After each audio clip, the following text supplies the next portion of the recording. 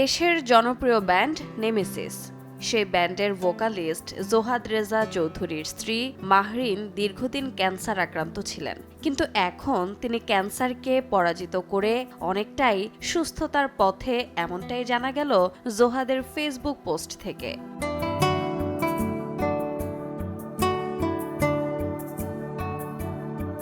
Facebook স্ট্যাটাসে জোহাদ লিখেন, খারাপ খবর শেয়ার করতে না চাইলেও ভালো খবরটি শেয়ার করে নিতে চান। চিকিৎসকের রিপোর্ট অনুযায়ী মাহরিন এখন ক্যান্সার মুক্ত, এমনকি এটি তার জীবনের সবচেয়ে আনন্দের দিনগুলোর একটি বলেও উচ্ছ্বাস প্রকাশ করেন জনপ্রিয় এই ব্যান্ড তারকা।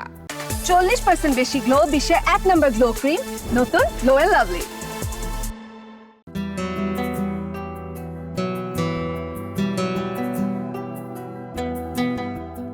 শৈশবের ভালোবাসা ও জীবনসঙ্গী মাহরিনের উদ্দেশ্যে জোহাদ লেখেন, এখনও কিছু চিকিৎসা বাকি আছে, তবে কঠিন অধ্যায়টি ইতোমধ্যে সাহসিকতার সাথে পার করে মাহরিন সবার কাছে অনুপ্রেরণা হয়ে রইলেন। শেষে জোহাদ বন্ধুর মতো করে লিখলেন, মাহু, তুমি সত্যিকারের বিজয়ী, তুমি সবচেয়ে সাহসী মানুষ যাকে আমি চিনি।